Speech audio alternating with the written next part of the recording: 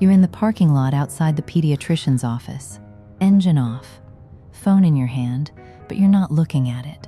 And you just heard the words you were supposed to want to hear. He's fine. He's perfect. Let's not worry about it yet. So why don't you feel relieved? You did everything right. You wrote down the things you'd been noticing. You sat through the small talk and the growth chart and the any concerns today. And you said them out loud, the things that have been sitting in your chest for weeks. Maybe it's the way his eyes slide somewhere else when you say his name. Maybe it's a little sound he used to make every single morning that just stopped. Maybe it's something in the way he moves now, or doesn't. Maybe it's the thing the other kids his age are already doing, and he isn't, and you keep telling yourself it's nothing. Or maybe yours is something else entirely, something you can't even fit into a sentence. You just know it wasn't there before, and now it is. Or it was there, and now it's gone. And the doctor smiled, kind, not unkind at all, and said some version of, every kid's different. Boys are a little slower with this. He'll catch up. Let's wait and see. So you nodded. You said thank you. You buckled him into his car seat, and you drove home. But the feeling didn't leave with the appointment. It's still here. Quiet and certain and impossible to argue with. Something is off. You don't have the word for it. You can't point to the one thing, and you'd sound paranoid if you even tried to explain it to anyone. And now there's a second feeling, stacked right on top of the first one. Maybe I'm the problem. Maybe I'm just an anxious mom, seeing things that aren't there. I want to talk about that gut feeling today, the one everyone keeps telling you to ignore, because your instinct was never the problem. Stay with me. Here's the first thing I want you to understand, because it changes how you hear everything else. That feeling, the one that won't quiet down, even after a professional told you to relax, is not nothing. It's not you being dramatic. It's information. It just showed up in a format that doesn't translate well into a 15-minute appointment. Let me explain what I mean. When people say a mother just knows, it sounds like magic. Like some mystical sixth sense you got handed in the hospital along with the baby. It isn't. It's actually the least magical thing in the world. It's data. You have watched this child more hours than any person alive. You've seen him tired and rested, hungry and full, coming down with something and totally fine. You know the exact face he makes right before he cries. You know his normal. You know it so deeply you don't even have words for most of it. It lives in your body, not your vocabulary. So when something shifts, when he's a little off his own baseline, in a way you can't quite name, your brain notices it before your conscious mind can explain it. That's not anxiety. That's pattern recognition. It's the same thing that lets you pick out your own kid's cry in a room full of crying kids. You're not guessing. You're reading 1,000 tiny signals faster than language can keep up. And here's the part that makes it so painful.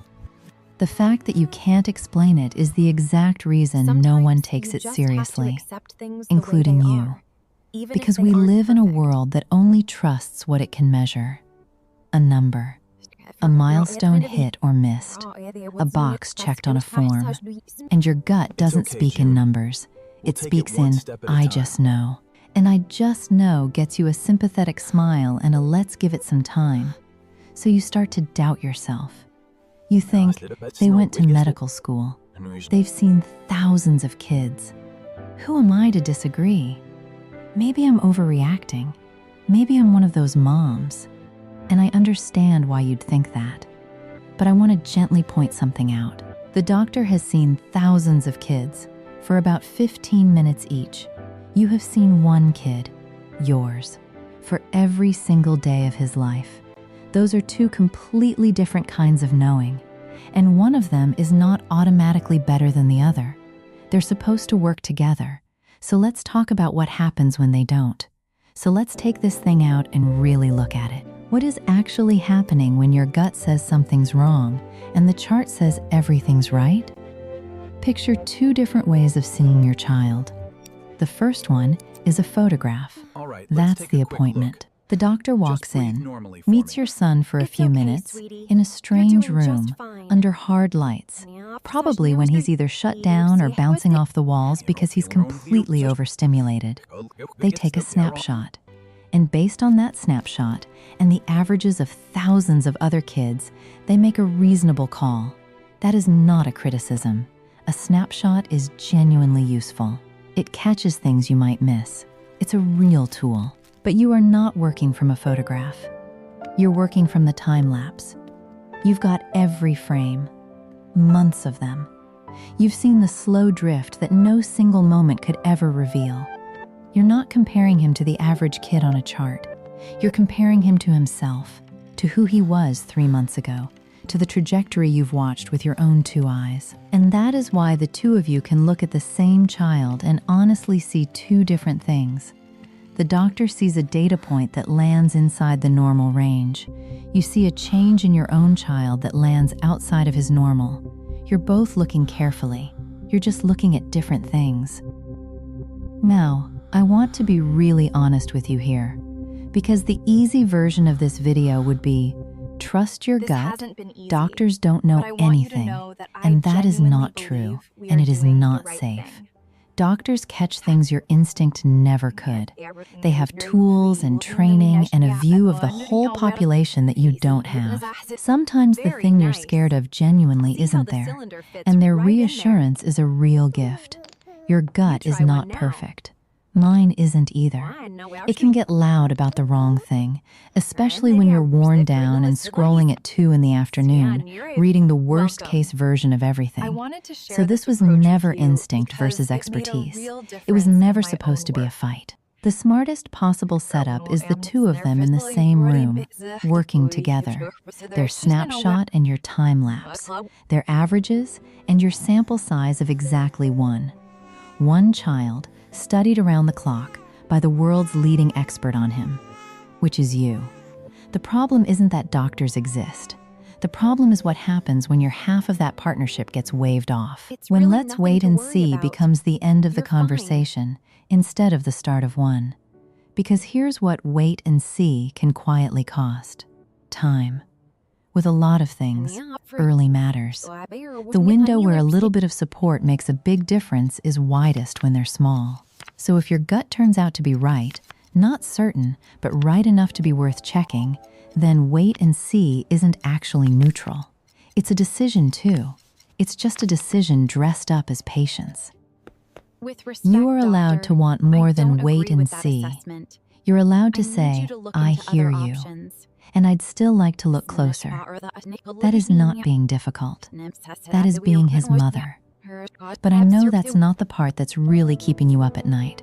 The hard part isn't the doctor. It's the quiet question underneath all of it. So let's go there. There's a fear underneath this that almost no one says out loud. So I'm going to say it for you, so you don't have to. The fear isn't really, what if something's wrong with my child? You could handle that. You would move mountains for that. The deeper fear, the one that actually keeps you stuck, is this. What if the thing that's wrong is me? What if I'm just anxious? What if I'm the difficult mother? The one the office sighs about, the one who Googles too much and worries too loud. What if I'm inventing this because some part of me needs something to be wrong? What if I can't even trust my own mind anymore? I need you to hear this next part slowly, because it's the whole thing. The doubt you feel does not mean you're overreacting. It means you are the only one in the room who has been watching the whole movie. Everybody else got a clip, a few minutes, a form, a chart. You have seen every single scene since the opening credits. And when the person who's watched the entire film says, wait, something changed in the 3rd act, and the person who walked in for the last 5 minutes says, looks fine to me, that is not you being crazy. That is you being the only one with enough information to notice. And that thing you are terrified is your flaw, that you can't let it go, that you keep bringing it up, that you're that mom. I want to turn it all the way around. That persistence is not anxiety. That is the instinct. That is the exact thing that has protected children for as long as there have been mothers. The mothers who kept asking when they were told to relax. The ones who were too much. The ones who made the second appointment, who said, "I know what the chart says, but I know my kid." Those mothers are the reasons so many children get help in time. Being hard to wave off is not a defect in you. It is the feature.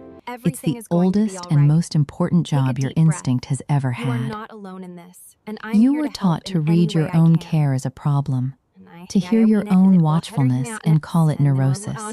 Somewhere along the way, she worries about her kids, stopped being a description of a good mother, and started sounding like an insult. And you absorbed that. So now, every time your gut speaks up, a second voice jumps in right behind it and says, "Don't be dramatic."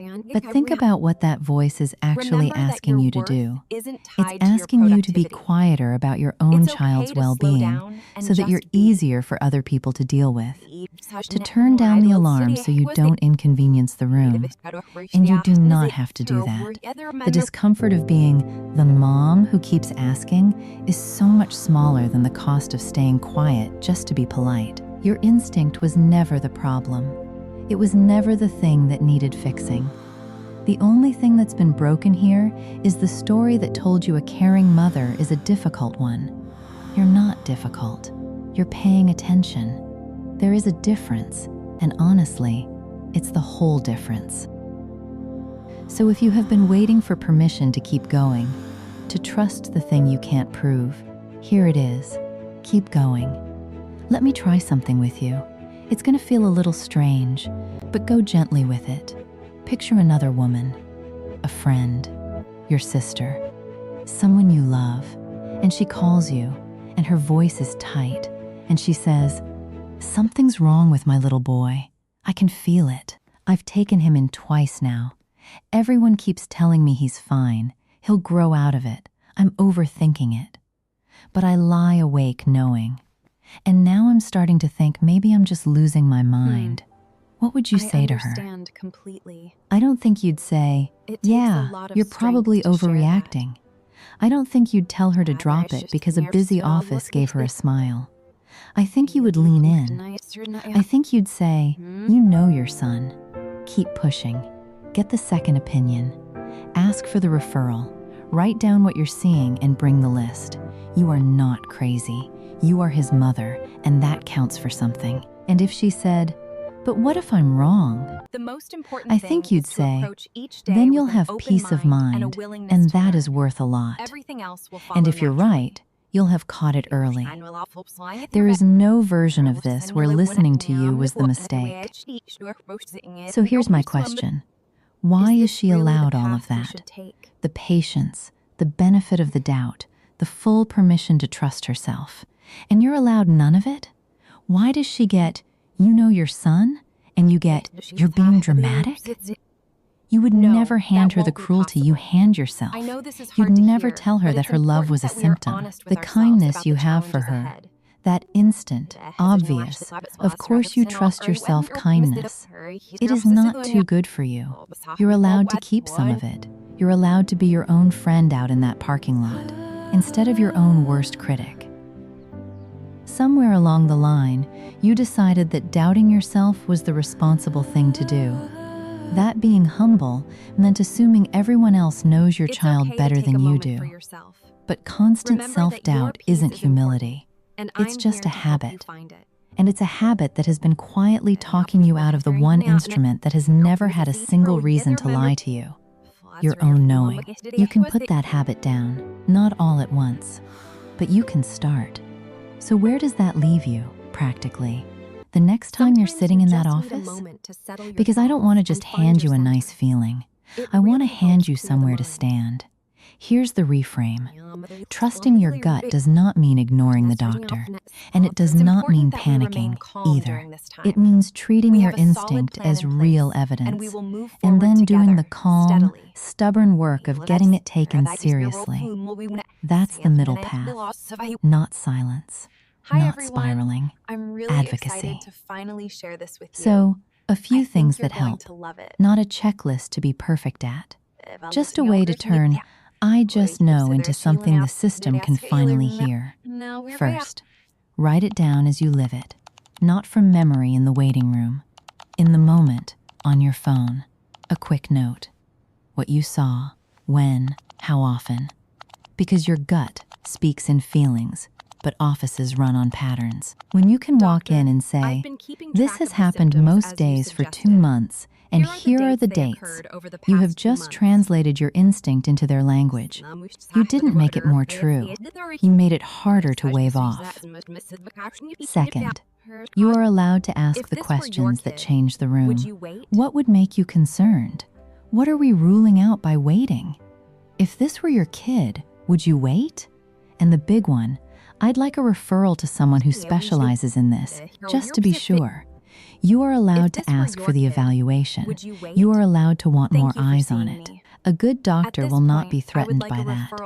And if one is, well, that tells you something too. Third, get the second opinion, and don't you dare apologize for it. Wait and see is one professional's read of one snapshot. It is not a verdict. Another set of eyes is not an insult to the first set. It's just you being thorough about the most important person in your life. And fourth, this one's really for you, not for them. When that second voice shows up, the one that says you're being dramatic, put a hand on your own chest and answer it the way you'd answer your friend. I'm not being dramatic. I'm paying attention, and paying attention is my job.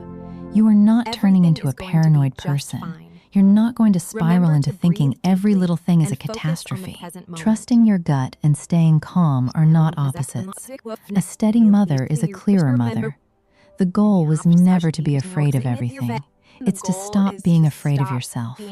Most of the time, this is all it looks like. You ask the next question. You make the next appointment. You bring the list. You keep going, one reasonable step at a time, until you either get the help your child actually needs, or you get the real, earned peace of mind that comes from having truly looked, instead of the hollow kind that comes from being told to stop looking. Either way, you listen to yourself. And that changes everything about who you get to be in that room. So let's go back to that parking lot. You, sitting in the car, the appointment behind you, the feeling still right there in your chest. He's fine, they said, and your gut said otherwise. I want you to know that voice is not your enemy. It is not paranoia, and it is not you falling apart. It is the most informed observer your child has ever had, telling you what it sees. You don't have to obey it blindly, but you never, ever have to apologize for listening to it. And none of this is a straight line. There will be days you feel strong and clear, and you make the call and ask for the referral and feel like a force of nature. And there will be days the doubt wins, and you second guess yourself the entire drive home and wonder if you made the whole thing up. That is not failure. That's just being a person who loves someone this much. The strength isn't in never doubting. It's in coming back to your own knowing again and again, even after someone told you to ignore it. And I do want to say this gently, because it matters. If that feeling never lets up, if you've looked and pushed and you're still lying awake, or the worry is starting to swallow your days, please don't carry that one alone. Keep advocating, yes. Get the second opinion, the specialist, the evaluation, but lean on someone real while you do it. A person you trust, or a professional who can help you hold both the worry and the next step. Being the one who notices everything is a heavy job. You were never meant to do it with no one beside you. Asking for support is not the opposite of trusting your gut. It is one of the most instinctive things you will ever do. So here's the one thing I want you to carry out of this. The chart sees a moment. You see the whole story. And when those two disagree, it does not automatically mean you're wrong. Most of the time, it just means you're the only one who has been paying attention long enough to notice. So take the feeling seriously. Write it down. Ask the question again. Get the second set of eyes. Be gently and stubbornly impossible to wave off. If this is the voice you didn't know you needed today, stay a while. There's more of this here. For the parking lot, the waiting room, the hard afternoons, whenever you need it. And if your gut was ever right. If you knew something about your child before anyone else would believe you, I'd love for you to tell me. Leave it below, where the next mother sitting in that parking lot can find it. She needs to know it was real for somebody else, too. And the next time someone smiles and tells you not to worry, and that quiet certainty rises up in you anyway, I want you to remember that it was never a flaw. It was the oldest, truest part of being his mother. You're doing better than you think. Trust the knowing. It's older than all the advice.